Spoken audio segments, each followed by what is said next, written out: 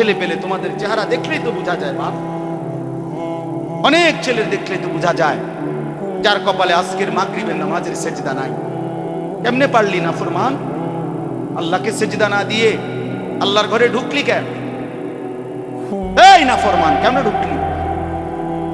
এ হায়া, রাস্তার কুত্তার দিকে তাকায় দেখিস বেটা,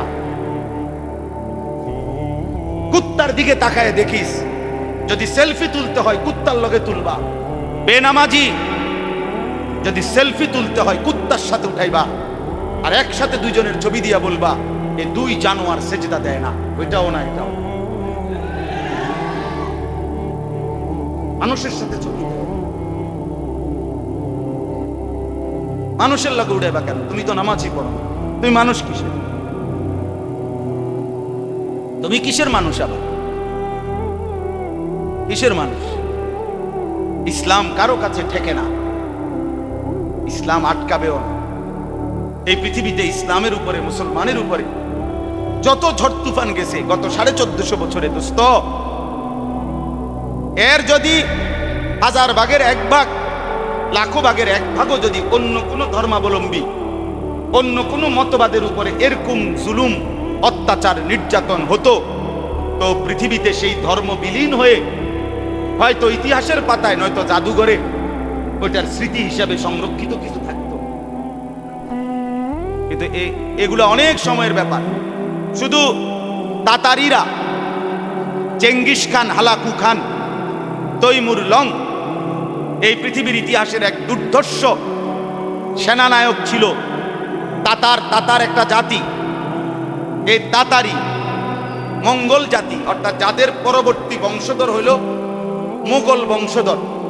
আমাদের এই ভারতীয় উপমহাদেশ যারা শাসন করছে, মুঘল সাম্রাজ্য, এই জহিরুদ্দিন মোহাম্মদ বাবর, তারপরে বাদশাহ হুমায়ুন, বাদশাহ আকবর, জালালউদ্দিন মোহাম্মদ আকবর, এরপরে আওরঙ্গজেব, আলমগীর, এই যে এদের পূর্বপুরুষ ছিল কাফের।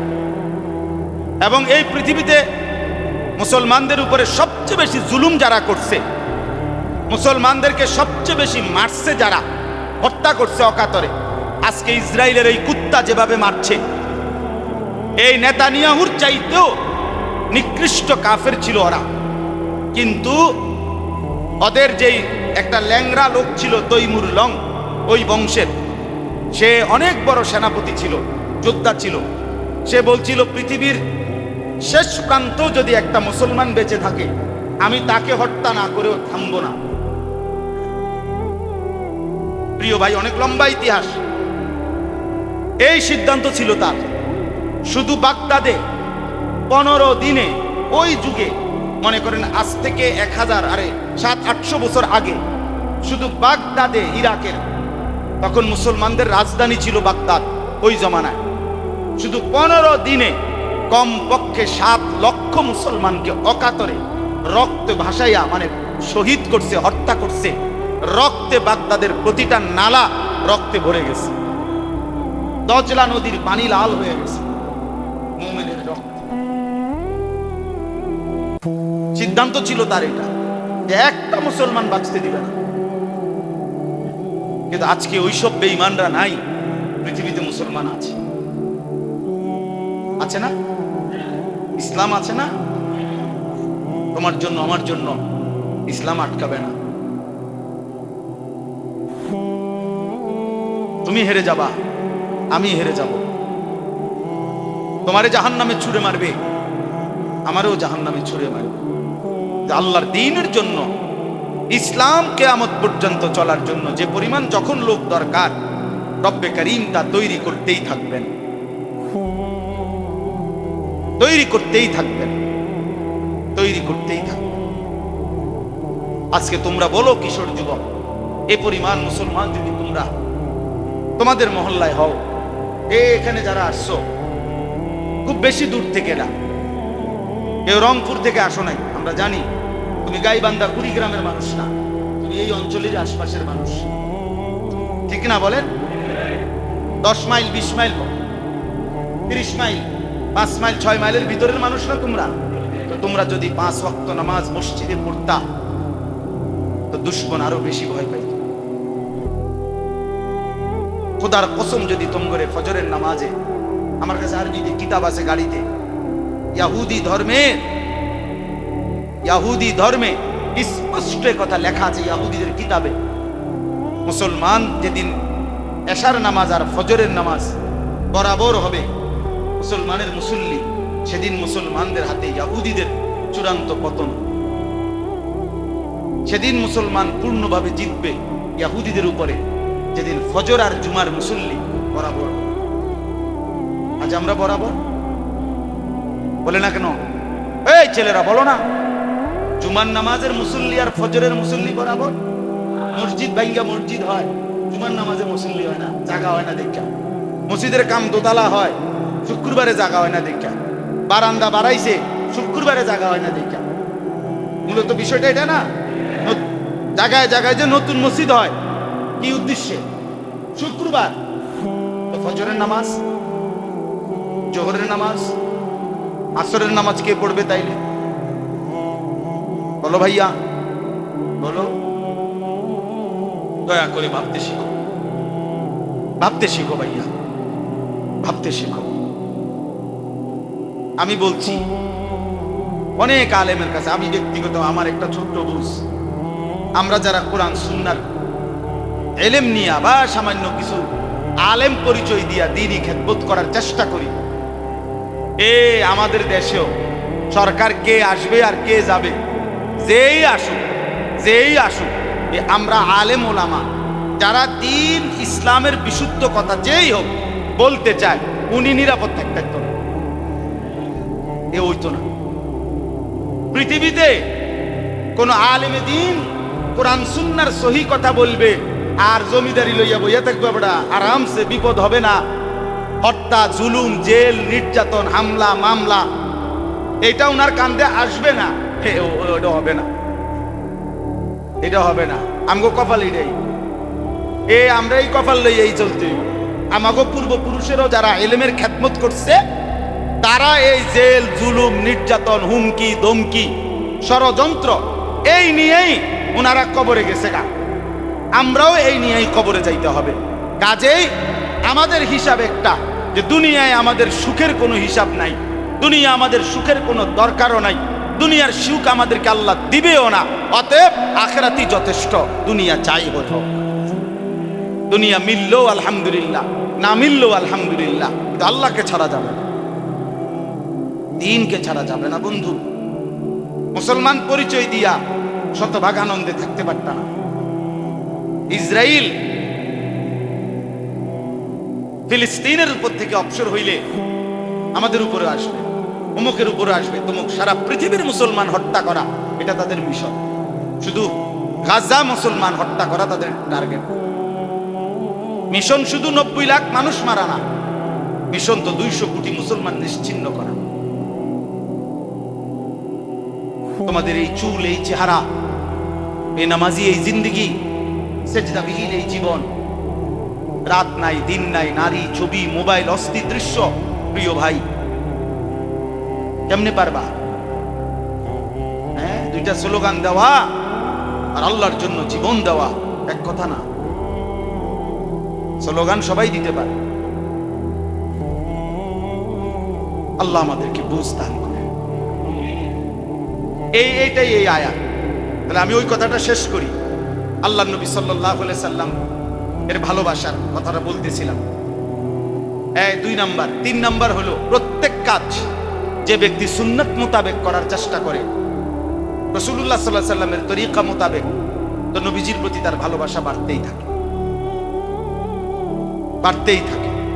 4 নাম্বার, নবীজি সাল্লাল্লাহু আলাইহি সাল্লামের জীবনী, এইটার লাগি এই কথা দিয়েছিলাম। নবীজির সাল্লাল্লাহু আলাইহি সাল্লামের জীবনী 63 বছরের হায়াত যে নিয়মিত পড়তে থাকে, কখনো 1 পৃষ্ঠা 2 পৃষ্ঠা করে অল্প অল্প করে পড়তেই থাকে, তো আল্লাহ রাসূল সাল্লাল্লাহু আলাইহি সাল্লামের প্রতি ভালোবাসা তার বাড়তেই থাকে। 5 নাম্বার, নিয়মিত যে নবীজি সাল্লাল্লাহু আলাইহি সাল্লামের উপরে দুরূদ শরীফ পড়ে, আল্লাহ নবীর প্রতি তার ভালোবাসা বাড়তেই। কয়টা হইলো? সোমবারে যে রোজা রাখে, নবীর প্রতি তার ভালোবাসা বাড়তেই থাকে। প্রত্যেক কাজে নবীজির শেখানো দোয়াগুলো যে পড়তে থাকে, নবীজির প্রতি তার ভালোবাসা বাড়তে থাকে। সব কাজ যে সুন্নাত মোতাবেক করতে থাকে, নবীজির প্রতি তার ভালোবাসা বাড়তেই থাকে। প্রতিনিয়ত আল্লাহর নবীর জীবনী যে পড়তে থাকে, শুনতে থাকে, নবীজির প্রতি তার ভালোবাসা বাড়তে থাকে। আর নবী সাল্লাল্লাহু আলাইহি সাল্লামের উপরে বেশি বেশি যে দুরূদ শরীফ পড়ে, নবীজি সাল্লাল্লাহু আলাইহি সাল্লামের প্রতি তার ভালোবাসা বাড়ে। আল্লাহ আমাদেরকে তৌফিক দান করেন। এবার শুধু তরজমা শুনেন, তাইলে আমার কথা শেষ। আমি যা বলার বলে ফেলছি। ইয়া আইয়ুহাল্লাযীনা আমানু, হে ঈমানদারগণ, মান ইয়ারতাদ্দা মিনকুম আন দীনিহি, আল্লাহর নবী সাল্লাল্লাহু আলাইহি সাল্লামের ঈমানদার উম্মত আমাদেরকে আল্লাহ লক্ষ্য করে বলছে, ছেলেরা বাপ তোমরাও শোনো, বাপ তোমরাও শোনো। আল্লাহ তাআলা বলেন, হে ঈমানদারগণ, মান ইয়ারতাদ্দা মিনকুম আন দীনিহি, তোমাদের মধ্যে যেই আল্লাহর দ্বীন থেকে, ইসলাম থেকে ফিরে যাবে, ইসলামকে ত্যাগ করবা, আল্লাহর বিধান, আল্লাহর কোরআনকে যারা ত্যাগ করবা, তো আল্লাহ তাআলা বলেন, ভেবো না যে আমি আল্লাহ তোমার কাছে আটকায় যাব। ফাসাউফা ইয়াতিল্লাহু বিকাউমিন, আমি অচিরেই অল্প সময়ের ব্যবধানে নতুন জাতি নিয়ে আসব, নতুন মানুষ তৈরি করব। কেমন কেমন মানুষ তৈরি করব? এক, ইউহিব্বুহুম ওয়া ইউহিব্বুনা, যারা আল্লাহকে ভালোবাসবে, আল্লাহও তাদেরকে ভালোবাসবে। দুই, আদিল্লাতিন আলাল মুমিনিন আইজ্জাতিন আলাল কাফিরিন, যারা মুমিনদের প্রতি হবে নম্র, কাফেরদের প্রতি হবে কঠোর। তিন, ইউজাহিদুনা ফি সাবিলিল্লাহ, যারা আমৃত্যু আল্লাহর পথে যুদ্ধ করতে থাকবে, ওয়ালা ইয়াখাফুনা লাউমাতা লাইম, কারো কোনো নিন্দা, ভৎসনা, তিরস্কারে ভয় পাবেন, ভয় পাবেন। সমাধান মৃত্যুই, সমাধান জিহাদি, সমাধান আল্লাহর জন্য জীবন বিলিয়ে দেওয়া। এটাই শেষ কথা, এটাই শেষ কথা। এই জন্য যে হামাস, ফিলিস্তিনের গাজা, যেই মুজাহিদ বাহিনী মাটির নিচে থাইকা যুদ্ধ করতেছে, এরা এখনো 1 ঘন্টার জন্য গার নোয়ায় না, সব শেষ করে ফেলছে মাটির উপর। গাজাটারে একটা মরুভূমি বানায় ফেলছে, একটা মুসলমানের একটা বাড়ি ঘর কিচ্ছু নাই, আপনজন, আত্মীয় স্বজন, এতিম, অসহায় বাচ্চা, নারী, শিশু সব শেষ। কিন্তু এরপরেও যারা মুজাহিদ, তারা একবারের জন্য ইসরায়েলের ওই কুত্তাদের কাছে মাথা নোয়ায়, টিকেই আছে, টিকেই আছে। একদিন ইনশাআল্লাহ, একদিন এক ভোর শুনবা, কোনো একদিন ভোর হবে, ফজরের আজান হবে, সেদিন হয়তো আমরা সবাই শুনবো গাজা বিজয় হয়ে গেছে, ফিলিস্তিন বিজয় হয়েছে, ইসরায়েলের বেঈমান হেরে গেছে। ইনশাআল্লাহ, ইনশাআল্লাহ 100 সত্য, এটাই হবে, এটা হতেই হবে যদি আল্লাহ থাকে। আর আল্লাহ আছেন, আল্লাহ আছেন তো, তিনি আছেন তো হবে। এই জন্য আল্লাহ তাআলা বলেন, বান্দা তুমি আমারে ঠেকাইও না, আমি সব সময় এই 3 গুণওয়ালা আমার জাতি রেডি রাখবো, এই পৃথিবীতে থাকবে। 3 গুণ মানে 2টা করে, প্রতি গুণে 2টা, মোট 6টা গুণ, 3 গুণারি মানে 3টা, প্রতিটার মধ্যে 2টা। আল্লাহ তাদেরকে ভালোবাসবে, তারাও আল্লাহকে ভালোবাসবে। 2, তারা ইমানদারের প্রতি হবে নম্র, কাফেরের প্রতি হবে কি কঠোর। 3, তারা আল্লাহর পথে যুদ্ধ করবে এবং কারো কোনো নিন্দা ভৎসনায় কি করবে না, ভয় পাবে, ভয় পাবে। এরপরে আল্লাহ বলেন, যালিকা ফাদলুল্লাহ ইউতিহি মান ইয়াশা, এমন নিয়ামত, এমন গুণ, এমন মুমিন, এমন ইমানদার আল্লাহ যাকে চান দয়া করে তাকেই দান করেন। এই জন্য ভাইয়া ভাত আল্লাহ সবাইরে খাওয়ায়, ভাত আল্লাহ সবাইরে খাওয়ায়, কিন্তু ইবাদত, সিজদা, আখিরাতের আমল, আল্লাহর বন্দেগী সবাইকে দিয়ে আল্লাহ করায় না। এটা আল্লাহ যারে পছন্দ করে তারে আল্লাহ তাআলা সিজদা দেওয়ার তৌফিক। এই জন্য তোমরা যারা এখন খাইতেছো, ঘুমাইতেছো, পেশাব পায়খানা করতেছো, আর নারী দেখো, ছবি দেখো, মা কিছু বলে না, বাপ কিছু বলে না, সবার বাঁধন থেকে তোমরা ছুটে গেছো। এই সমাজের মুরব্বী, বয়স্ক, বাবা কেউ কিছু তুম করে, কিশোর জোয়ান ছেলে তোমাদেরকে আর বলে না। নিজের হাতে নিজেরে তুলে নিছ এবং নারী, ছবি, মোবাইলের কাছে নিজেরে সমর্পণ করে বন্ধুদের আড্ডায়, অসৎ লোকের আড্ডায় শেষ হচ্ছ। মনে রাখো, মনে রাখো ভাইয়া, এই পথ তোমার জাহান্নামে নিয়ে তৌফিক দান করে। চলেন, 2 নাম্বার হলো, 1 নাম্বার হলো সোমবারে রোজা রাখা। 3 নাম্বার প্রত্যেক কাজে। 2 নাম্বার নবীজির শেখানো কিছু দোয়া আছে, যে ব্যক্তি ওই দোয়াগুলো পড়তে থাকে, বিশ্বাস করেন কিতাবে আছে, আল্লাহ রাসূল সাল্লাল্লাহু আলাইহি সাল্লামের প্রতি ভালোবাসা তার বাড়তেই থাকে। মানে তিনি বাথরুমে ঢুকতে যেই দোয়া পড়তেন, বের হইয়া যেই দোয়া পড়তেন, মসজিদে ঢুকতে যেই দোয়া পড়তেন, মসজিদ থেকে বের হয়ে যেই দোয়া পড়তেন, ঘুমের শুরুতে যেই দোয়া পড়তেন, ঘুম থেকে উঠে দোয়া পড়তেন, খাবারের আগে দোয়া পড়তেন, খাবারের পরে দোয়া পড়তেন, সফরে বের হইলে দোয়া পড়তেন, ঘরে ফিরলে দোয়া পড়তেন, যানবাহনে উঠলে দোয়া পড়তেন, নামলে দোয়া পড়তেন, উঁচা জায়গায় উঠলে দোয়া পড়তেন, নিচু জায়গায় নামলে দোয়া পড়তেন, সমান্তরাল জায়গায় হাঁটলে দোয়া পড়তেন। এভাবে আল্লাহর নবী সাল্লাল্লাহু আলাইহি সাল্লাম নতুন পোশাক পরলে দোয়া পড়তেন, নতুন চাঁদ দেখলে দোয়া পড়তেন। এরকম হরদম আলাদা আলাদা, ভিন্ন ভিন্ন, সূর্য ডুবলে দোয়া পড়তেন, সূর্য উঠতে দোয়া পড়তেন। এগুলো আলাদা আলাদা হাদিসের মধ্যে, কিতাবের মধ্যে কোনো মতানৈক্য ছাড়াই বর্ণনা আছে। এই দোয়া এগুলোর মধ্যে সুন্নি ওয়াহাবি নাই। কথা বোঝেন নাই? মানে এটা বলে যে উনি একটা কয়, অমুক হুজুরে আরেকটা কয়, না না, এই হুজুর আর হে হুজুর কব কিন্তু বলছে নবীজি। এনা আমি কি কই, আমনে কি কোন এই কথা দর সময় করব। তাইলে এই দোয়াগুলো আল্লাহ নবী সাল্লাল্লাহু আলাইহি সাল্লামের যে শিখে পড়তে থাকে, আল্লাহ রসুলের ভালোবাসা তার বাড়তেই থাকে। এখন ইনসাফ করেন, ছেলেরাও ভাবো, বাবারাও ভাবেন, কয়টা পারেন।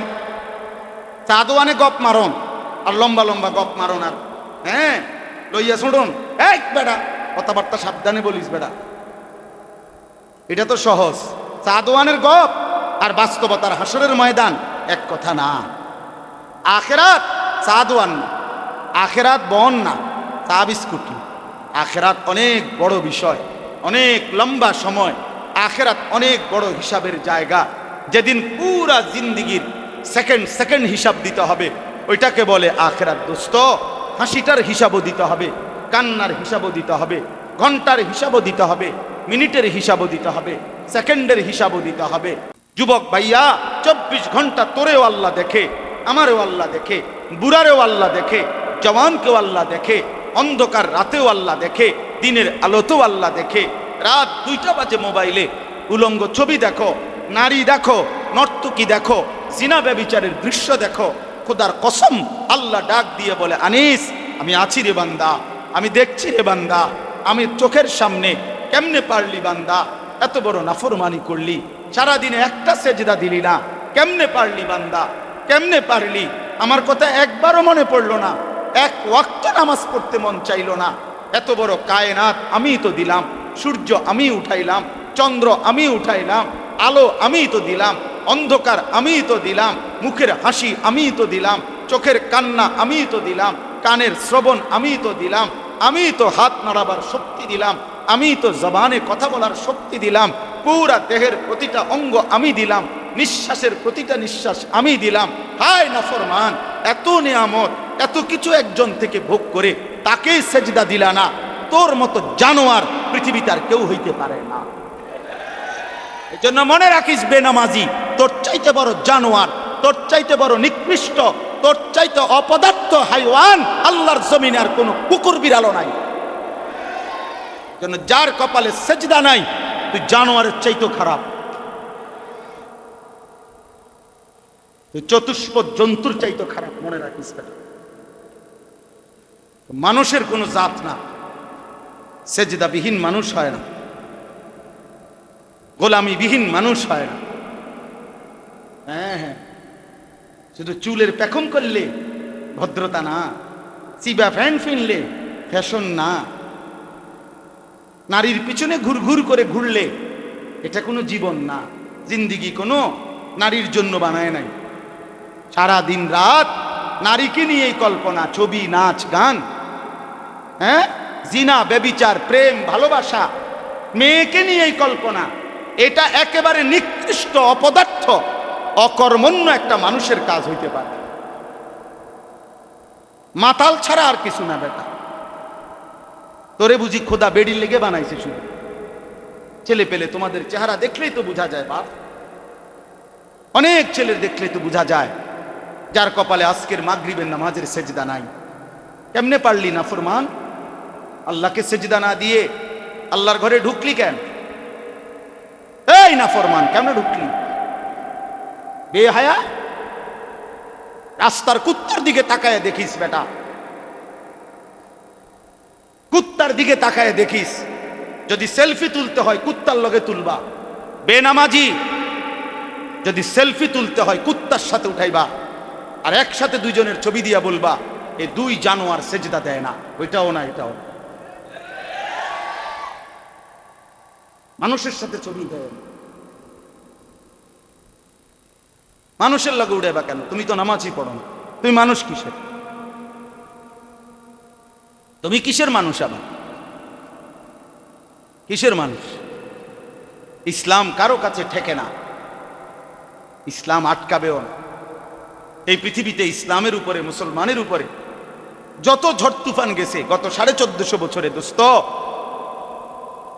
এর যদি 1000 ভাগের 1 ভাগ, লাখো ভাগের 1 ভাগও যদি অন্য কোনো ধর্মাবলম্বী, অন্য কোনো মতবাদের উপরে এরকম জুলুম, অত্যাচার, নির্যাতন হতো, তো পৃথিবীতে সেই ধর্ম বিলীন হয়ে হয়তো ইতিহাসের পাতায় নয়তো জাদুঘরে ওইটার স্মৃতি হিসাবে সংরক্ষিত কিছু থাকতো।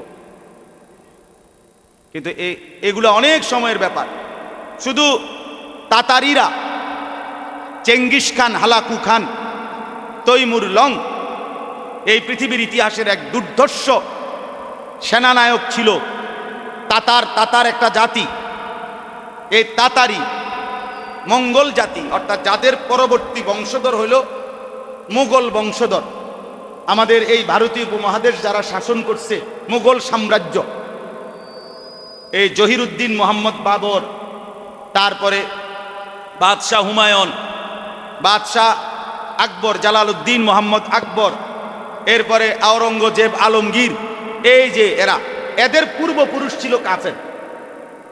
এবং এই পৃথিবীতে মুসলমানদের উপরে সবচেয়ে বেশি জুলুম যারা করছে, মুসলমানদেরকে সবচেয়ে বেশি মারছে যারা, হত্যা করছে অকাতরে, আজকে ইসরায়েলের এই কুত্তা যেভাবে মারছে, এই নেতানিয়াহুর চাইতেও নিকৃষ্ট কাফের ছিল ওরা। কিন্তু ওদের যেই একটা ল্যাংরা লোক ছিল তৈমুর লং, ওই বংশের, সে অনেক বড় সেনাপতি ছিল, যোদ্ধা ছিল। সে বলছিল পৃথিবীর শেষ প্রান্ত যদি একটা মুসলমান বেঁচে থাকে, আমি তাকে হত্যা না করেও থামব না। প্রিয় ভাই, অনেক লম্বা ইতিহাস। এই সিদ্ধান্ত ছিল তার। শুধু বাগদাদে 15 দিনে, ওই যুগে মনে করেন আজ থেকে 700-800 বছর আগে, শুধু বাগদাদে, ইরাকের, তখন মুসলমানদের রাজধানী ছিল বাগদাদ ওই জমানায়, শুধু 15 দিনে কমপক্ষে 7 লক্ষ মুসলমানকে অকাতরে রক্তে ভাসাইয়া, মানে শহীদ করছে, হত্যা করছে। রক্তে বাগদাদের প্রতিটা নালা রক্তে ভরে গেছে, দজলা নদীর পানি লাল হয়ে গেছে মুমিনের রক্তে। সিদ্ধান্ত ছিল তার এটা, যে একটা মুসলমান বাঁচতে দিবে না। কিন্তু আজকে ওইসব বেঈমানরা নাই, পৃথিবীতে মুসলমান আছে, আছে না? ইসলাম আছে না? তোমার জন্য, আমার জন্য ইসলাম আটকাবে না। তুমি হেরে যাবা, আমি হেরে যাব। তোমারে জাহান্নামে ছুঁড়ে মারবে, আমারও জাহান্নামে ছুঁড়ে মারবে। যে আল্লাহর দ্বীনের জন্য, ইসলাম কিয়ামত পর্যন্ত চলার জন্য যে পরিমাণ যখন লোক দরকার, রব্বে করিম তা তৈরি করতেই থাকবেন, তৈরি করতেই থাকবেন, তৈরি করতেই থাকবেন। আজকে তোমরা বলো কিশোর যুবক, এ পরিমাণ মুসলমান যদি তোমরা তোমাদের মহল্লায় হও, এখানে যারা আসছো খুব বেশি দূর থেকে না, কেউ রংপুর থেকে আসো নাই, আমরা জানি তুমি গাইবান্ধা কুড়িগ্রামের মানুষ না, তুমি এই অঞ্চলের আশপাশের মানুষ, ঠিক না বলেন? 10 মাইল 20 মাইল 30 মাইল 5 মাইল 6 মাইলের ভিতরের মানুষ না তোমরা? তো তোমরা যদি 5 ওয়াক্ত নামাজ মসজিদে পড়তা তো দুশমন আরো বেশি ভয় পাইত। খোদার কসম, যদি তোমরে ফজরের নামাজে, আমার কাছে আরবিতে কিতাব আছে গাড়িতে,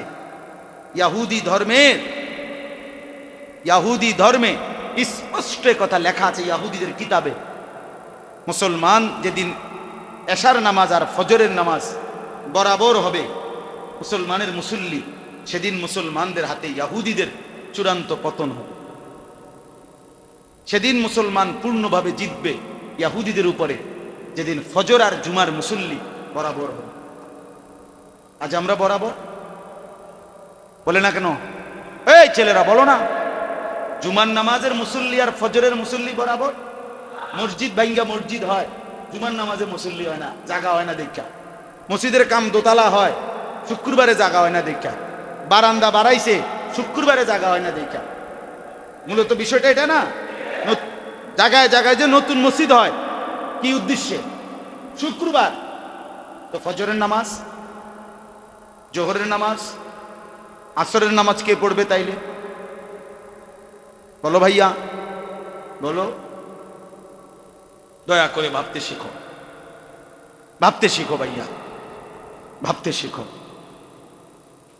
আমি বলছি অনেক আলেমের কাছে, আমি ব্যক্তিগত আমার একটা ছোট্ট বুঝ, আমরা যারা কোরআন সুন্নার এলেম নিয়া বা সামান্য কিছু আলেম পরিচয় দিয়া দিনই খেদমত করার চেষ্টা করি, আমাদের দেশেও সরকার কে আসবে আর কে যাবে, যেই আসুক, আমরা আলেম ওলামা যারা দিন ইসলামের বিশুদ্ধ কথা যেই হোক বলতে চায়, উনি নিরাপদ থাকতো না, হইতো না।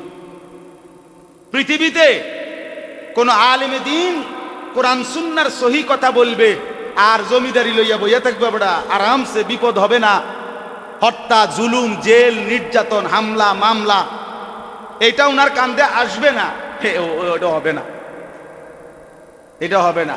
আমগো কপাল এটাই, আমরা এই কপাল লইয়াই চলতে হইব।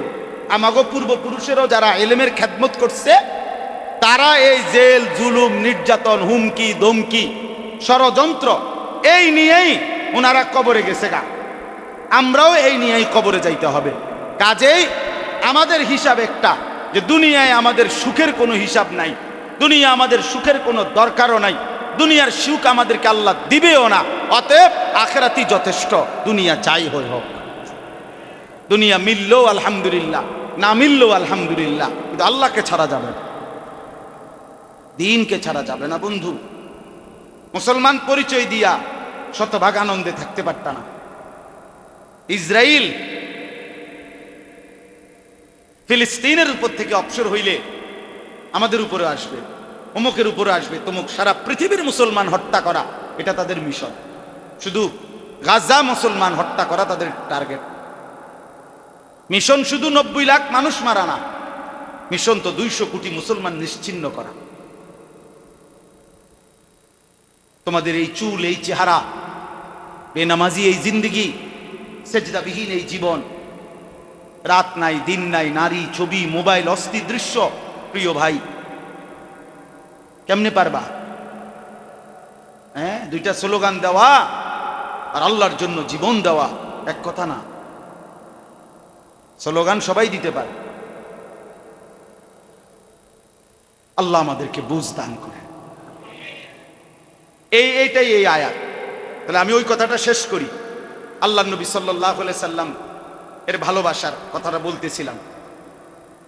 2 নাম্বার। 3 নাম্বার হলো, প্রত্যেক কাজ যে ব্যক্তি সুন্নত মোতাবেক করার চেষ্টা করে, রাসূলুল্লাহ সাল্লাল্লাহু আলাইহি সাল্লামের তরিকা মোতাবেক, তো নবীজির প্রতি তার ভালোবাসা বাড়তেই থাকে, বাড়তেই থাকে। 4 নাম্বার, নবীজি সাল্লাল্লাহু আলাইহি সাল্লামের জীবনী, এইটার লাগি এই কথা গেছিলাম। নবীজির সাল্লাল্লাহু আলাইহি সাল্লামের জীবনী, 63 বছরের হায়াত, যে নিয়মিত পড়তে থাকে, কখনো 1 পৃষ্ঠা 2 পৃষ্ঠা করে অল্প অল্প করে পড়তেই থাকে, তো আল্লাহ রাসূল সাল্লাল্লাহু আলাইহি সাল্লামের প্রতি ভালোবাসা তার বাড়তেই থাকে। 5 নাম্বার, নিয়মিত যে নবীজি সাল্লাল্লাহু আলাইহি সাল্লামের উপরে দুরূদ শরীফ পড়ে, আল্লাহর নবীর প্রতি তার ভালোবাসা বাড়তেই। কয়টা হইল? সোমবারে যে রোজা রাখে নবীর প্রতি তার ভালোবাসা বাড়তেই থাকে। প্রত্যেক কাজে নবীজির শেখানো দোয়াগুলো যে পড়তে থাকে নবীজির প্রতি তার ভালোবাসা বাড়তে থাকে। সব কাজ যে সুন্নত মোতাবেক করতে থাকে নবীজির প্রতি তার ভালোবাসা বাড়তেই থাকে। প্রতিনিয়ত আল্লাহর নবীর জীবনী যে পড়তে থাকে শুনতে থাকে নবীজির প্রতি তার ভালোবাসা বাড়তে থাকে। আর নবী সাল্লাল্লাহু আলাইহি সাল্লামের উপরে বেশি বেশি যে দুরূদ শরীফ পড়ে নবীজি সাল্লাল্লাহু আলাইহি সাল্লামের প্রতি তার ভালোবাসা বাড়তে থাকে। আল্লাহ আমাদেরকে তৌফিক দান করেন। এবার শুধু তর্জমা শুনেন, তাইলে আমার কথা শেষ। আমি যা বলার বলে ফেলছি। ইয়া আইয়ুহাল্লাযীনা আমানু, হে ঈমানদারগণ, মান ইয়ারতাদ্দা মিনকুম আন দীনিহি, আল্লাহর নবী সাল্লাল্লাহু আলাইহি সাল্লামের ঈমানদার উম্মত আমাদেরকে আল্লাহ লক্ষ্য করে বলছে, ছেলেরা বাপ তোমরাও শোনো, বাপ তোমরাও শোনো। আল্লাহ তাআলা বলেন, হে ঈমানদারগণ, মান ইয়ারতাদ্দা মিনকুম আন দীনিহি, তোমাদের মধ্যে যেই আল্লাহর দ্বীন থেকে ইসলাম থেকে ফিরে যাবে, ইসলামকে ত্যাগ করবা, আল্লাহর বিধান আল্লাহর কোরআনকে যারা ত্যাগ করবা, তো আল্লাহ তাআলা বলেন ভেবো না যে আমি আল্লাহ তোমার কাছে আটকায় যাব। ফাসাউফা ইয়াতিল্লাহু বিকাউমিন, আমি অচিরেই অল্প সময়ের ব্যবধানে নতুন জাতি নিয়ে আসব, নতুন মানুষ তৈরি করব। কেমন কেমন মানুষ তৈরি করব? এক, ইউহিব্বুহুম ওয়া ইউহিব্বুনাহ, যারা আল্লাহকে ভালোবাসবে আল্লাহও তাদেরকে ভালোবাসবে। দুই, আদিল্লাতিন আলাল মুমিনিন আইজ্জাতিন আলাল কাফিরিন, যারা মুমিনদের প্রতি হবে নম্র, কাফেরদের প্রতি হবে কঠোর।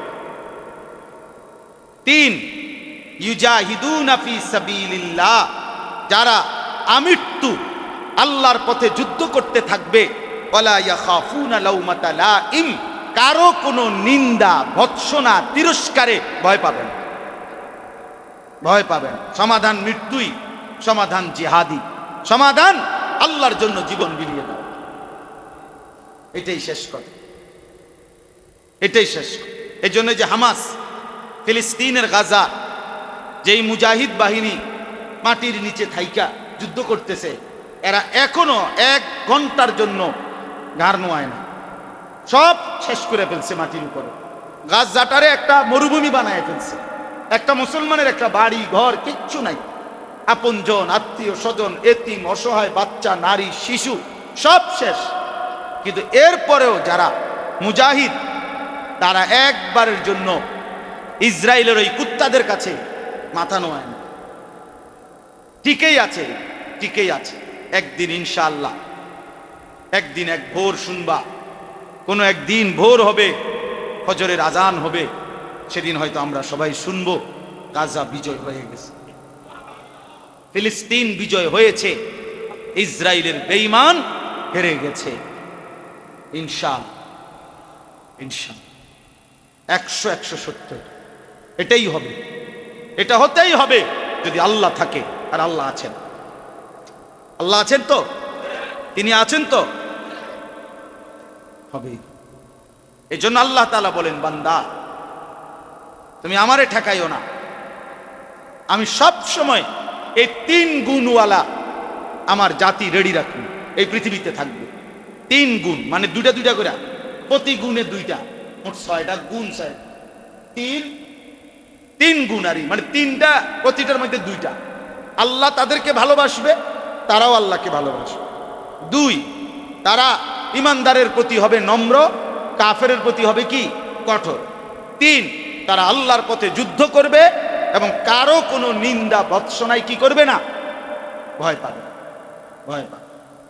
এরপরে আল্লাহ বলেন, যালিকা ফাদলুল্লাহ ইউতিহি মান ইয়াশা, এমন নিয়ামত, এমন গুণ, এমন মোমেন, এমন ইমানদার আল্লাহ যাকে চান দয়া করে তাকেই দান করেন।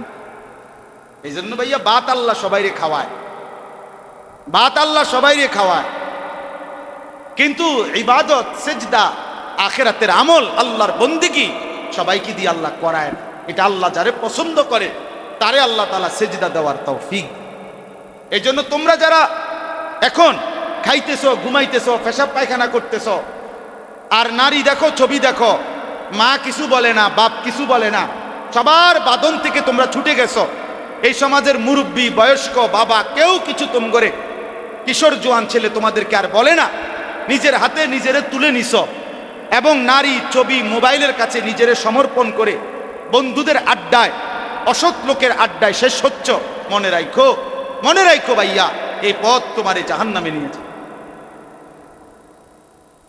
এই পথ তোমারে জাহান্নামে নিয়ে যায়। একদিন তুমি টের পাইবা, কিন্তু সেদিন দেখবা ধাউ ধাউ করে আগুন জ্বলছে। একদিন তুমি বুঝবা, তুমিও বুঝবা, আমিও বুঝবো। আল্লাহ হেফাজত করেন।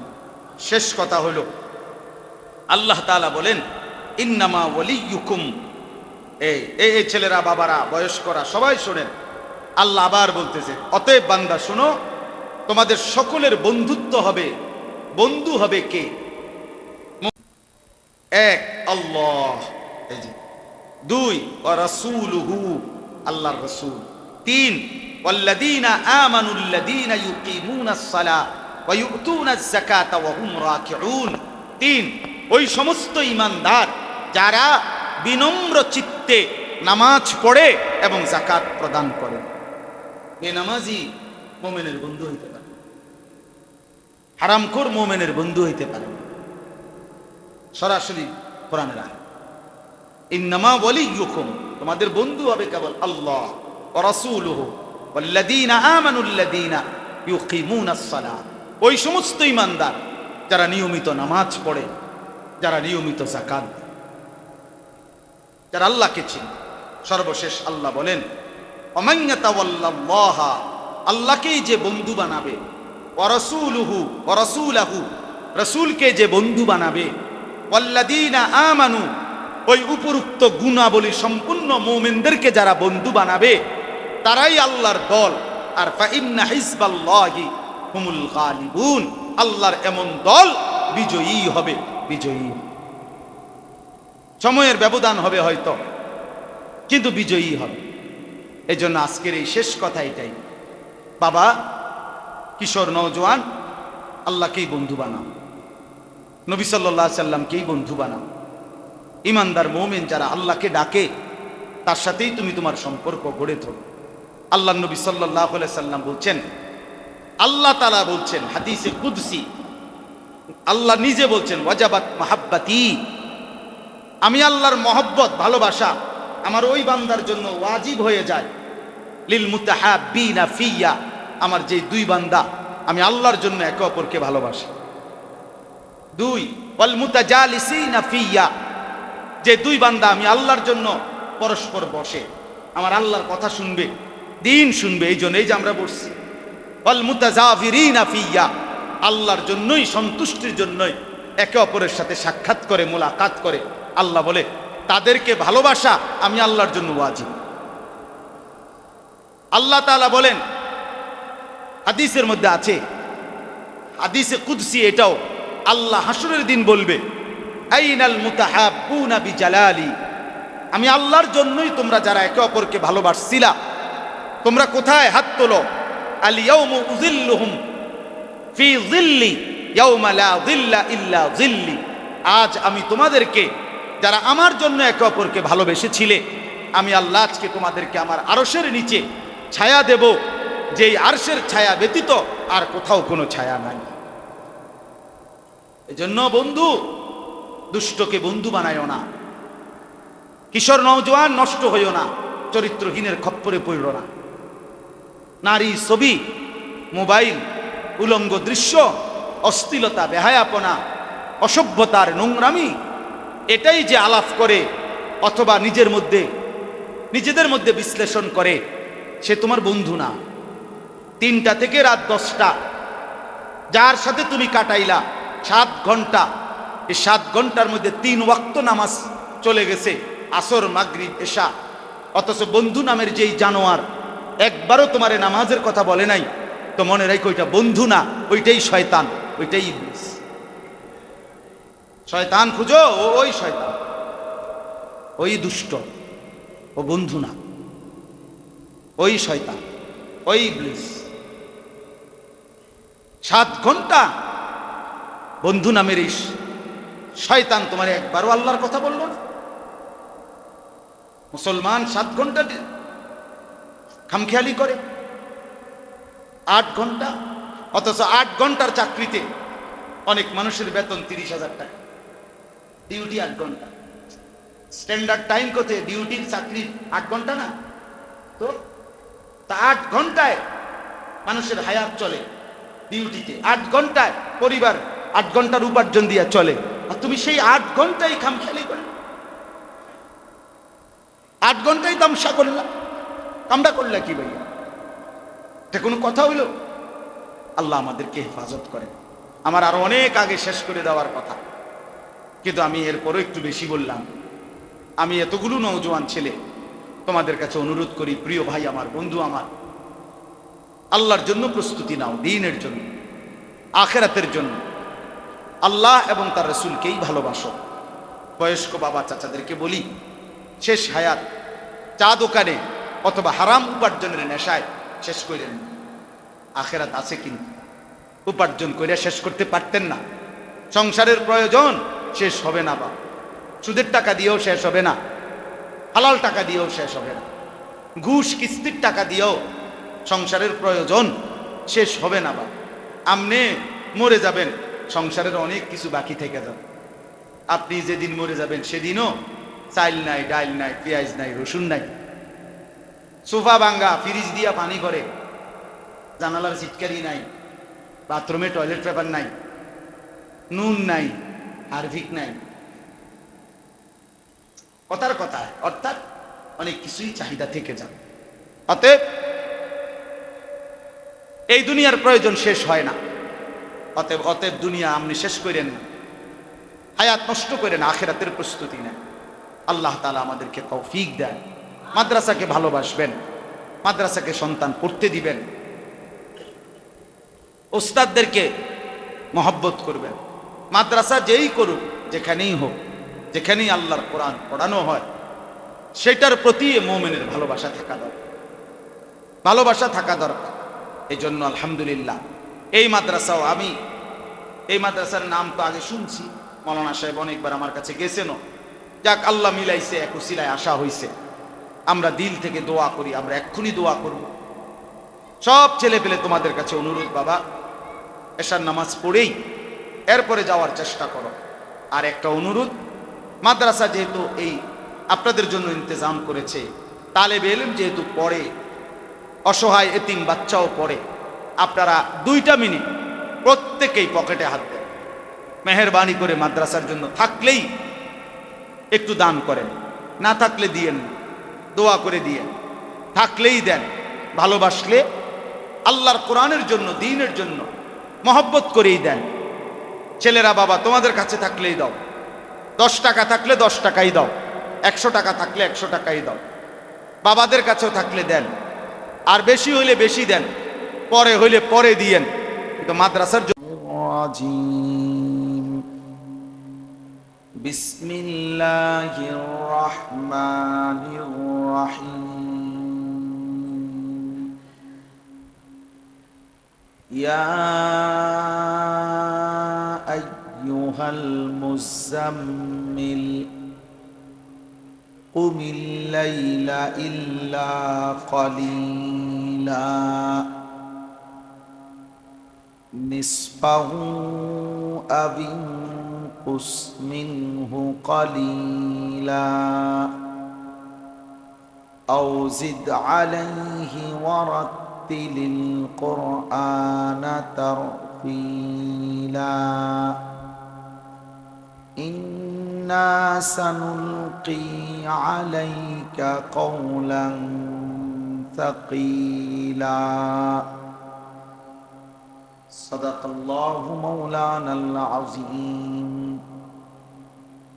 وقال نبينا صلى الله عليه وسلم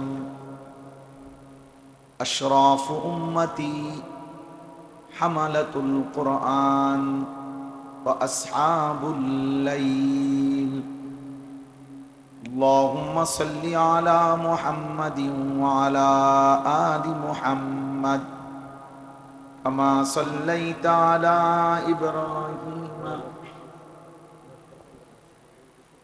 ওয়া আলা আলি ইব্রাহিম ইন্নাকা হামিদুম মাজিদ। আল্লাহুম্মা বারিক আলা মুহাম্মাদিন ওয়া আলা আলি মুহাম্মাদ কামা বারাকতা আলা ইব্রাহিম ওয়া আলা আলি ইব্রাহিম ইন্নাকা হামিদুম মাজিদ। সুবহানাকা লা ইলমা লানা ইল্লা মা আল্লামতানা ইন্নাকা আনতাল আলিমুল হাকীম। আলহামদুলিল্লাহ। বসির বাচ্চাদের আওয়াজ থামাও, বাচ্চাদের আওয়াজ, ওগুলো বাচ্চা উঠায় দাও, নাই তো কথা বললে বাচ্চা উঠায় দাও।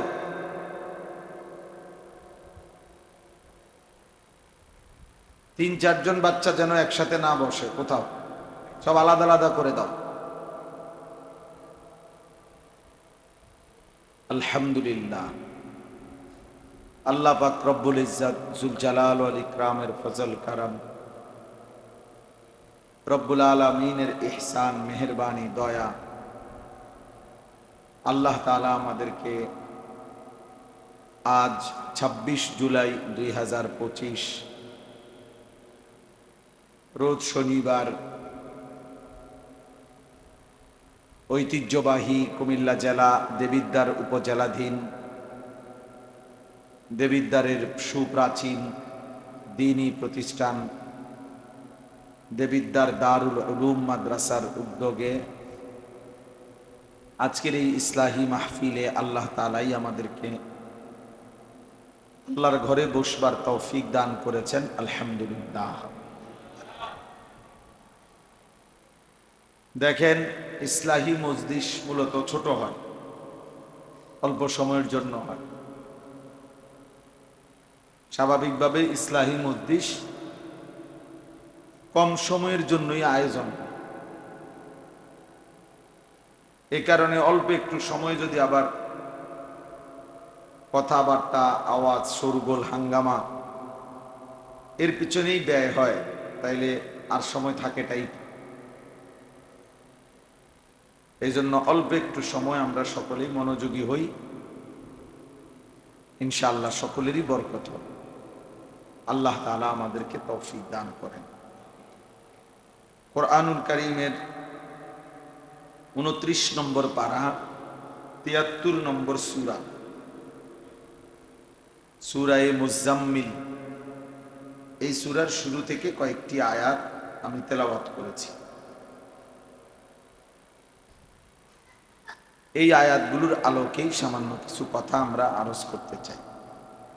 আল্লাহ তাআলা আমাদেরকে তৌফিক দান করেন। এই সূরার শুরুতে একটি শব্দ আছে, একটি আয়াত, ইয়া আইয়ুহাল মুজাম্মিল।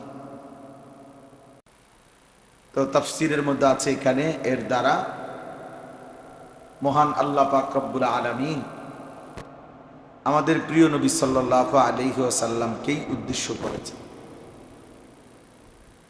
নবী সাল্লাল্লাহু আলাইহি ওয়াসাল্লামকে সম্বোধন করে আল্লাহ তাআলা ডাক দিয়েছেন।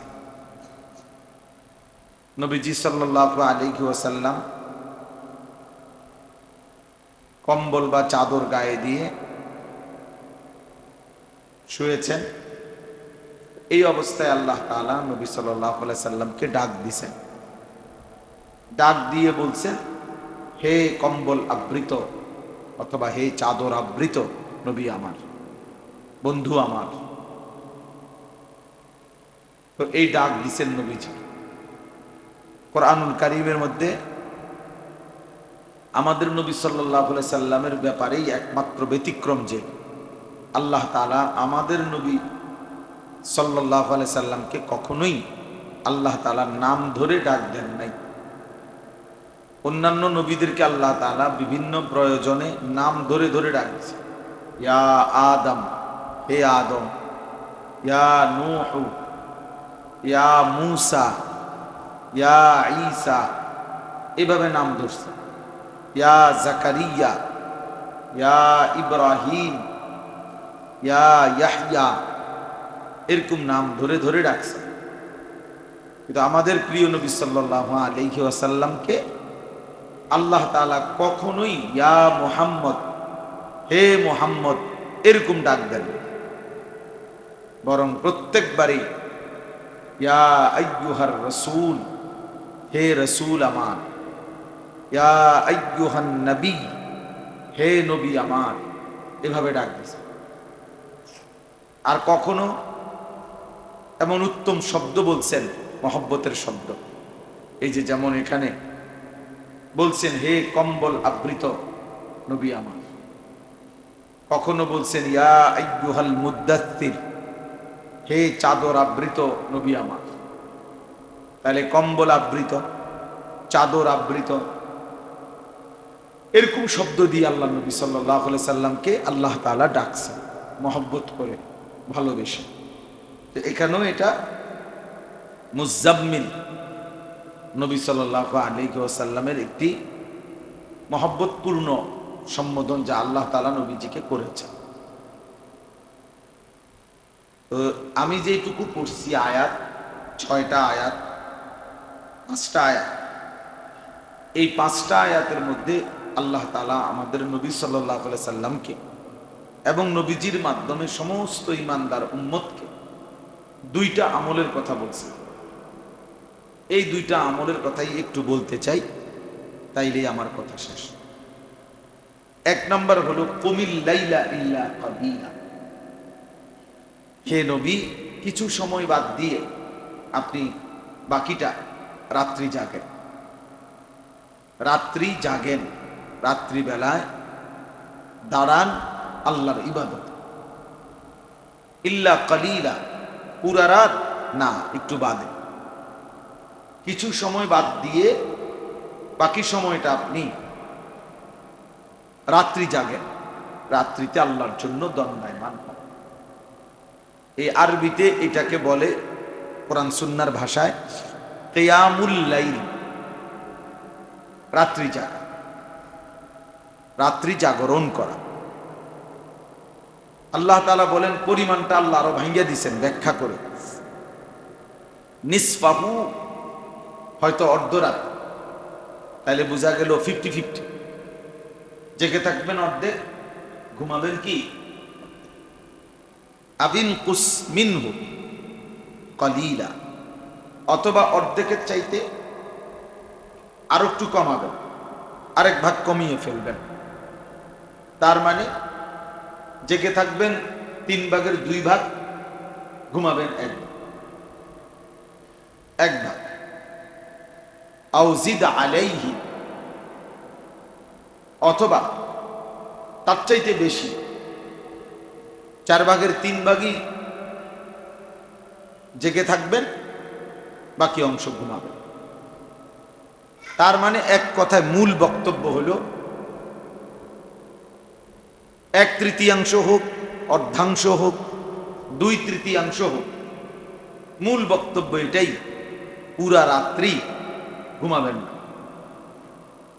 পুরো রাত্রি একজন মুমিন ঘুমাবে না, বরং কিছু সময়ের জন্য মহান আল্লাহ পাকের ইবাদত, রাত্রিকালীন কিয়াম বন্দিগির জন্য, সেজদার জন্য হে নবী আপনি দাঁড়ান।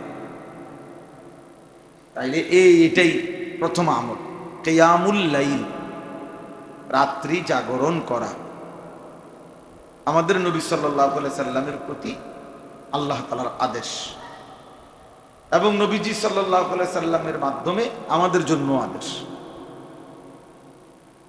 এরপরে আল্লাহ তাআলা বলেন, দ্বিতীয় আমল হলো ওয়ারাত্তিলিল কুরআনা তারতিলা, আপনি রাত্রি জাগবেন, তো রাত্রি জেগে কি করবেন?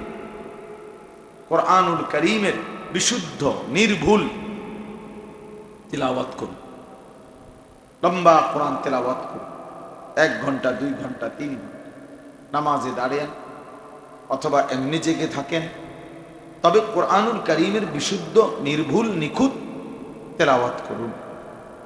ধীরে ধীরে বুঝে বুঝে শুনে শুনে আন্তরিকতা দরদ নিয়ে বিশুদ্ধতার সাথে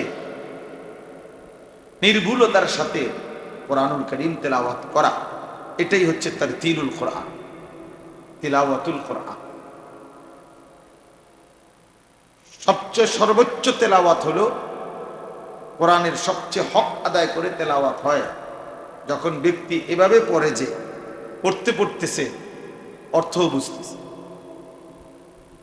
মূলত তেলাওয়াত কিতাবের মধ্যে আছে, এই তেলাওয়াত তালায়াতলু এই শব্দের অর্থ হলো কোনো কিছুর পিছনে পড়া, অর্থাৎ কোরআনুল কারীম এভাবে তেলাওয়াত করতেছে যেন অর্থটা তার পিছনে পিছনে চলতেছে, অর্থটা সে বুঝতেছে, মজা পাইতেছে।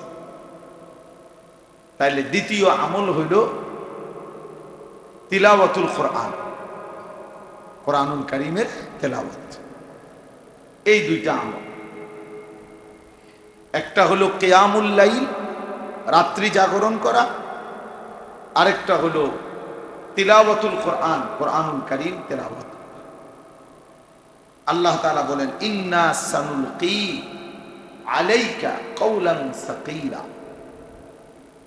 আমি যে আপনার কাছে কোরআন নাজিল করছি এটা বড় ভারী কথা, উঁচা কথা, দামি কথা, বহুত ওজনদার, বহুতই মূল্যবান, বহুত ভারী। কওলান সাকীলা, বড় ভারী কথা, ওজনওয়ালা কথা। তাহলে অতএব মামুলি কোনো বিষয় মনে করবেন না কোরআনকে, বরং আল্লাহ তাআলা বলেন এটা অনেক ভারী কথা, অনেক উঁচা কথা, ওজনদার কথা আমি আপনার কাছে পাঠাচ্ছি। আর রাত্রিবেলা একটু বেশি কোরআন তেলাওয়াত করতে কেন বললেন? রাত্রি জাগতে কেন বললেন?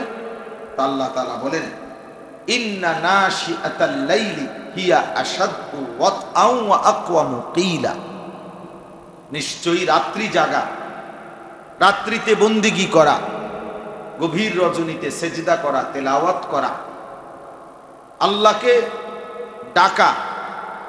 আল্লাহ তাআলা নিজেই বলেন মানুষের মনের যেই চাহিদা, নফসের যেই চাহিদা, অর্থাৎ মনের যেই কুমন্ত্রণা, নফসের ভিতরে, প্রত্যেকের ভিতরে যেই গুনাহের চাহিদা, এটা দমন করার জন্য, স্থিমিত করার জন্য আল্লাহ তাআলা বলেন এই রাত্রি জাগরণ এবং রাত জেগে কোরআনুল কারীমের তেলাওয়াত এটা কার্যকর একটি ঔষধ, কার্যকর পন্থা। ও আকওয়ামু কিলা, এবং মহান আল্লাহ পাকের সাথে একান্তে নিরিবিলি নিজের সব আবেগ, মহব্বত, ভালোবাসা, আবদার, কথাবার্তা, চাওয়া পাওয়া বলার সবচেয়ে কার্যকর সময়, মজবুত সময়, সবচেয়ে উত্তম সময়। রাত গভীরে চারিদিকে যখন অন্ধকার, তখন আল্লাহকে নিজের দুঃখ, অভাব, অভিযোগ, নিজের চাওয়া পাওয়া, সুখ দুঃখ, আনন্দ বেদনা বলার শ্রেষ্ঠ সময়।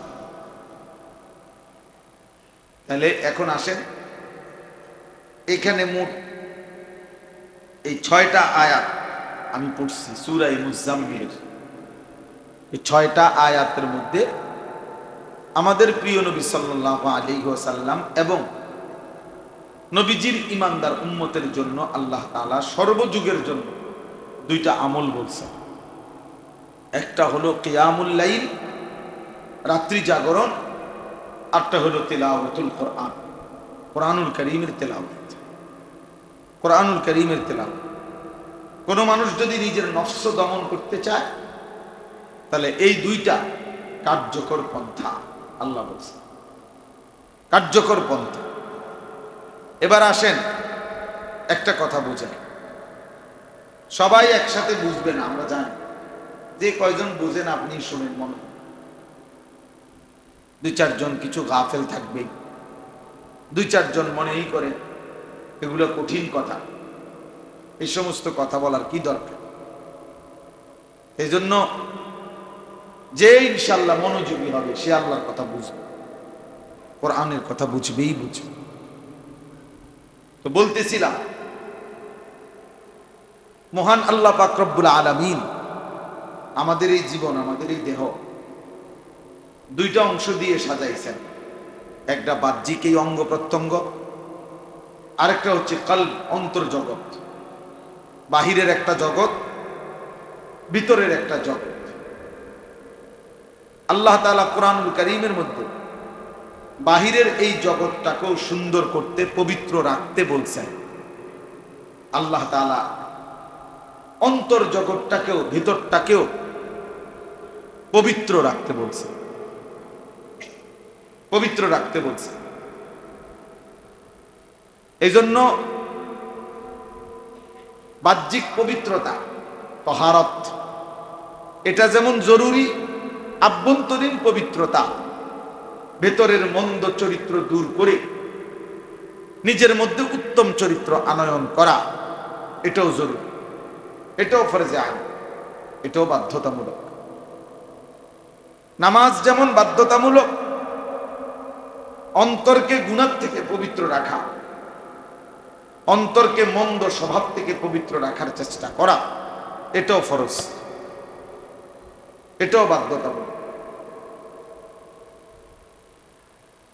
ব্যক্তিগতভাবে আমরা যারা মুসলমান, বর্তমান সময়ে সংখ্যাগরিষ্ঠ অনেক মুসলমান, আমরা এই আধ্যাত্মিকতা, তাসাউফ, তাজকিয়া, অন্তর পরিশুদ্ধ করা, ইসলাহ করা, এটা কম বুঝি কম। আমরা ব্যক্তিগতভাবে শরীর, জামা, চুল, প্যান্ট, শার্ট, কাপড় চোপড়, ঘরের আসবাবপত্র, ফার্নিচার, এগুলা যে পরিমাণ পরিষ্কার পরিচ্ছন্ন রাখতে পছন্দ করি, তার হাজার ভাগের, লাখো ভাগের এক ভাগও আমরা আমাদের দিল পরিষ্কার রাখতে ফিকির করি না। অথচ আমাদের শ্রদ্ধাভাজন হযরত মাওলানা আবু তাহের সাহেব এই মাত্র চমৎকার কথা বলতেছিলেন যে কোরআনুল কারীমের মধ্যে আল্লাহ তাআলা বলছেন, ইয়াউমা লা ইয়ানফাউ মালুন ওয়ালা বানুন, হাসরের দিন সম্পদ এবং সন্তানাদি কোনই উপকার দেবে না, ইল্লা মান আতাল্লাহা বিকলবিন সালিম, একমাত্র ওই ব্যক্তি মুক্তি পাবে আল্লাহর ফয়সালায় হাসরের দিন, যে একটি কলবে সালিম, একটি পবিত্র নিরাপদ অন্তর নিয়ে মহান আল্লাহ পাকের সামনে হাজির। তাইলে ভেবে দেখ, সরাসরি কোরআন শরীফের আয়াত। বাহ্যিক এই দেহ নিয়ে গেলে হবে না, ফিটফাট চুল নিয়ে গেলে হবে না, বরং কলবে সালিম, একটি পবিত্র, গুনাহমুক্ত, নিষ্কলুষ একটি দিল নিয়ে মহান আল্লাহ পাকের সামনে হাজির। তাইলে আল্লাহ তাআলা বলছেন হাসরের ময়দানের নিস্তার মিলবে। তাইলে এটা আসলে বাস্তব যে আমাদেরকে কলবে সালিম বানানো, আমাদের ভেতর, অন্তর, আত্মা পবিত্র করা, আমাদের ভেতরটাকে ইসলাহ করা, সংশোধন করা ভীষণ জরুরি, অনেক জরুরি, অনেক জরুরি। বাহ্যিক কাপড় ধোয়া এটা যে পরিমাণ জরুরি, দিলকে মন্দ অভ্যাস থেকে দূর করা, পরিচ্ছন্ন করা, তার চাইতে কোটি গুণ বেশি জরুরি। আমি একটা উদাহরণ দেই, তাহলে বুঝবেন। মনে করেন হিংসা, এটা একটা মন্দ রোগ। মানুষের অন্তরে কারো প্রতি হিংসা থাকা, এটা একটি মন্দ রোগ, খারাপ রোগ, অন্তরের একটি রোগ। কিন্তু প্রশ্ন হইল, একটা লোক বাহ্যিক শরীর দিয়া, অঙ্গ প্রত্যঙ্গ দিয়া, হাত, পাও, চোখ, কান দিয়ে যেই গুনাহ করে, ওইটা যা গুনাহ করে ওই গুনারই শাস্তি, ওই গুনারই গুনাহ ওই পাপের লেখা হয়। কিন্তু তার তো আরো অন্যান্য নেক আমল আছে, হাসরের ময়দানে উভয়টাই হিসাব হবে। কিন্তু এই অন্তরের এই গুনাহটা, রোগটা, যেমন এই হিংসা, এটা যদি এমন হইতো যে কেউ কারো প্রতি হিংসা করতে, তো এখন এই হিংসার যে গুনাহ শুধু এটাই লেখা হয়েছিল, তো তার বাকি আমল যেগুলো নামাজ, রোজা, হজ, যাকাত, এগুলার জাকাত আছে, তাইও একটা বিষয় ছিল। কিন্তু দুঃখের বিষয় হলো, বিপদের বিষয় হলো, মুসিবতের বিষয় হলো এই, আল্লাহ নবী সাল্লাল্লাহু আলাইহি ওয়াসাল্লাম বলছেন, ইয়াকুম ওয়াল হাসাদ, সাবধান তোমরা হিংসা থেকে বেঁচে থাকো। কেন? নবীজি সাল্লাল্লাহু আলাইহি সাল্লাম বলেন, ফা ইন্নাল হাসাদা ইয়াকুলুল হাসানাত কামা তাকুলুন নারু আল হাতাব। এই কথাটা ভয়ানক। নবী সাল্লাল্লাহু আলাইহি ওয়াসাল্লাম বলেন, নিশ্চয়ই হিংসা মানুষের সমস্ত নেক আমলকে, নেকিকে এভাবে খেয়ে ফেলে, নষ্ট করে ফেলে, যেভাবে শুকনো লাকড়ির মধ্যে আগুন লাগাইলে নিমিষেই শুকনো আগুন জ্বলে পড়ে ছাই হয়ে যায়। আল্লাহ নবী বলেন, হিংসা মানুষের বাকি সমস্ত নেক আমলকে এভাবে শেষ করে। তাইলে বিষয়টা যদি শুধু যেটা করছি এটার গুনাহ হইতো, তাইলেও তো একটা কথা ছিল, এইটা তো আমার বাকি নেক আমল সবটুকুকে কি করে দিল? নষ্ট করে দিল। তাইলে এখন বাহ্যিক হাত পাও চোখ দিয়া যে গুনাহ করে, কারো কোনো কিছু অন্যায়ভাবে নিয়ে নিল হাত দিয়ে, এটা গুনাহ, কিন্তু এটার গুনাহ, কিন্তু অন্য নেক আমল আছে তার। কিন্তু হিংসা করলো দিল দিয়া, এটা শুধু হিংসার গুনাহ লেখা হবে এটা না, বরং এটা তার বাকি নেক আমলগুলোকেও খেয়ে ফেলবে, নষ্ট করে ফেলবে, বরবাদ করে ফেলবে। এই জন্য বাহ্যিক অঙ্গ প্রত্যঙ্গের যেই রোগ মানে গুনাহ, এগুলোর থেকে যেরকম বিরত থাকা, তার চাইতে 100 গুণ, 1000 গুণ, লক্ষ গুণ অন্তরের মধ্যে যেই রোগ, তার থেকে বিরত থাকা, তার থেকে বিরত থাকা। এজন্য আমরা এই ইসলাহি মাহফিল, ব্যক্তিগতভাবে আপনারা জানেন দেবিদ্দার এই দারুল উলুম মাদ্রাসায় প্রতি বছর মধ্যমাকৃতিতে বাহিরে একটা বার্ষিক মাহফিল হয়। আমিও আলহামদুলিল্লাহ বশির ব্যক্তিগতভাবে যেহেতু আমার অনেক মহব্বত করে, এই সুবাদে সবসময় আমাদের সাথে থাকে, ফলে বিগত কয়েক বছর ধরেই আমরা এই বার্ষিক মাহফিলে আসার চেষ্টা করি এবং এসেছি আলহামদুলিল্লাহ। এরপরেও পৃথকভাবে, আলাদাভাবে আবার আজকের এই ছোট্ট ইসলাহি মজলিস, তাহলে এটার আর কি দরকার? এটা কি? এটা হলো মূলত মানুষের অন্তর রোগের যে চিকিৎসা, আমাদের অন্তরের ভিতরে, দিলের ভিতরে বিধ্বংসী, জীবন বিধ্বংসী, আখিরাত বিধ্বংসী, সমস্ত আমল বিনষ্টকারী অনেক মন্দ স্বভাব আছে। এই মন্দ স্বভাবগুলোর ইসলাহ, সংশোধন করার জন্য একটি আলাদা প্রোগ্রাম, আলাদা মজলিস, আলাদা একটা ফিকিরের নাম ইসলাহি মজলিস। এই জন্য ইসলাহে মানে সংশোধন করা। তো কি সংশোধন করা? কি বিল্ডিং ঠিক করা, না ফ্রিজ নষ্ট হয়ে গেছে এটা ঠিক করা, না চেয়ার ভেঙে গেছে এটা ঠিক করা? সংশোধন করা মানে একটা কিছু তো ঠিক করা। এই ঠিক করাটা এগুলো না, বরং আত্মসংশোধন, দিল সংশোধন করা, কলিজা সংশোধন করা, কলব সংশোধন,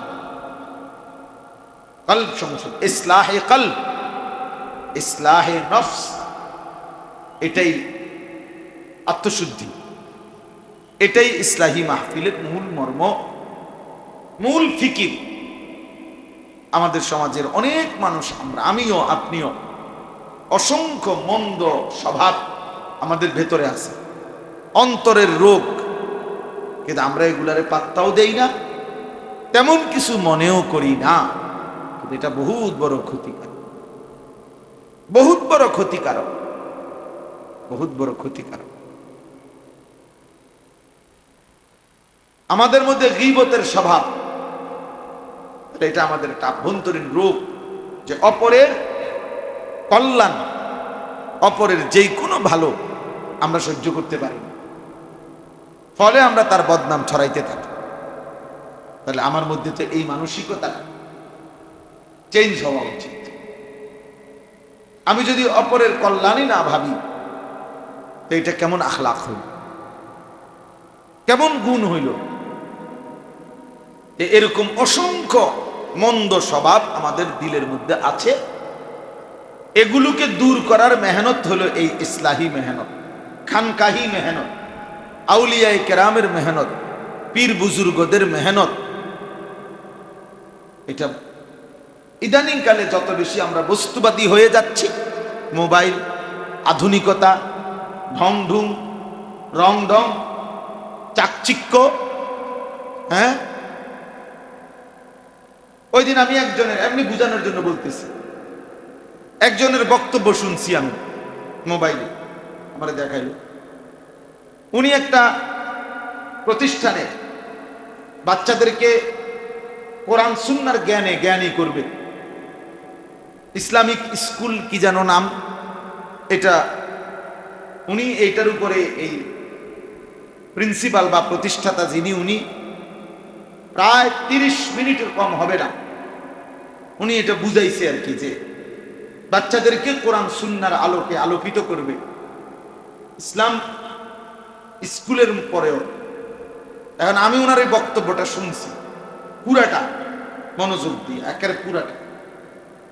এখন আমি খুব খেয়াল করছি, তাকাইয়া শুনছি, লক্ষ্য করলাম যে 40 মিনিট উনি বক্তব্য দিল, প্রতিটা লাইনের মধ্যে, প্রত্যেক লাইন কথার মধ্যে উনি 3টা-4টা করে ইংরেজি শব্দই বলছে, কিন্তু 40 মিনিটে উনার মুখ দিয়া একটা কোরআন শরীফের আয়াত কিংবা রাসূলুল্লাহ সাল্লাল্লাহু আলাইহি সাল্লামের হাদিস আমি শুনি নাই। উনি তার বাচ্চা কোরআন সুন্নাহর জ্ঞানে জ্ঞানী। তা আপনি যে শুধু ইংরেজি কইলেন, আপনি কি বুঝাইতে চাইলেন? আমরা বোকা মানুষ, হ্যাঁ, আমরা বোকা মানুষ। আপনি ধর্মীয় জ্ঞানে পারদর্শী করবেন এরকম। এই জন্য বললাম, আমাদের এই ফিকিরটা, ইসলাহি মজলিস, ইসলাহি ফিকির, মূলত এটা একটা ফিকির, এটা একটা আবহমান কালের মেহনত। এদেশে পীর বলেন, বুজুর্গ বলেন, আউলিয়া বলেন, আল্লাহর নেক বান্দা মুত্তাকিরা বলেন, যুগ যুগ ধরে যা করছে তা ভিন্ন কিছু না, বরং কোরআনুল কারীমের মধ্যে আছে। আল্লাহ তাআলা বলছেন, আমাদের নবী সাল্লাল্লাহু আলাইহি সাল্লামকে মহান আল্লাহ পাক রব্বুল আলামিন এই পৃথিবীতে যে পাঠিয়েছেন, এই পৃথিবীতে কেন পাঠাইছেন, এই কথাটা আল্লাহ তাআলা কোরআনে 4 বার উল্লেখ করেছে। কোরআনুল কারীমের 4টি আয়াতের মধ্যে সূরা বাকারাতে 2 বার, সূরা আলে ইমরানে 1 বার, সূরা জুমআ একটা সূরা আছে এটাতে 1 বার, এই মোট 4 বার আল্লাহ বলছে কেন নবীকে পাঠাইলেন এই পৃথিবীতে। এই 4 বারই আল্লাহ তাআলা বলছে 3 উদ্দেশ্যে। কয় উদ্দেশ্যে? 1 নাম্বার, এই কোরআনুল কারীমের তেলাওয়াতের জন্য, ইয়াতলু আলাইহিম আয়াতিহি। 1 নাম্বার উদ্দেশ্য কোরআনুল কারীমের বিশুদ্ধ তেলাওয়াত। উম্মতের প্রত্যেকটা সদস্য, মুসলমানের প্রত্যেক সদস্য, ইমানদারের প্রতিটা সদস্য, ওই দোস্ত এখানে কথা বলো না, ওই ভাই এই নওজোয়ান, এটা মসজিদ, ব্যক্তিগত কথা বইলো না, নিজস্ব কথা থাকলে বাইরে যাও। তো ইয়াতলু আলাইহিম আয়াতিহি, প্রতিটা মুমিন, প্রতিটা ঈমানদার আল্লাহর কোরআন তেলাওয়াত করবে, কোরআন শিখবে, বিশুদ্ধ কোরআন উচ্চারণ করবে। আপনি একটা ভাবেন তো, যদি 2 লাখ সাহাবী থাকে, কথার কথা 1.5 লাখ সাহাবী ছিল মনে করেন নবী সাল্লাল্লাহু আলাইহি সাল্লামের, এর মধ্যে আপনার কি মনে হয় কয় পার্সেন্ট কোরআন শরীফ শুদ্ধ পড়তে পারতেন? কয় পার্সেন্ট? 100%। কথা বলেন না, কয় পার্সেন্ট? 100%। 100%। তাহলে একজন মুসলমান, একজন মুমিন, আমাদের নবী সাল্লাল্লাহু আলাইহি সাল্লামের ঈমানদার উম্মত, অথচ আল্লাহর কোরআন সে পড়তে পারে না, এটা কল্পনাই করা যায় না, এটা হতেই পারে না, হতেই পারে না। এ উম্মতে মুহাম্মাদীর অন্তর্ভুক্ত ঈমানদার হতেই পারে না। এ তার নবীকে চেনেই না, তার সাথে তার নবীর কোনো সম্পর্ক নাই, দুনিয়ার অন্য কারো সম্পর্ক আছে। এই মিথ্যা দাবিদার যদি 1000 কোটি বার চিৎকার করে বলে আমি নবী সাল্লাল্লাহু আলাইহি সাল্লামকে চিনি, মহব্বত করি, ভালোবাসি, এই মিথ্যা দাবি, মিথ্যা দাবি, মিথ্যা দাবি, এটা ধোঁকা, ধোঁকা, ধোঁকা, ধোঁকা, এটা ধোঁকা। কারণ তিনি 1 নম্বর পৃথিবীতে আসছেন ইয়াতলু আলাইহিম আয়াত, এবং তিনি 23 বছর কোরআন উচ্চারণ করে করে উম্মতকে ডাকছেন। 23 বছর আল্লাহ ওনার কাছে কোরআন নাযিল করেছে। কোরআনবিহীন কোনো মাস যায় নাই, কোরআনবিহীন কোনো সপ্তাহ যায় নাই, কোরআনবিহীন কোনো দিন কাটে।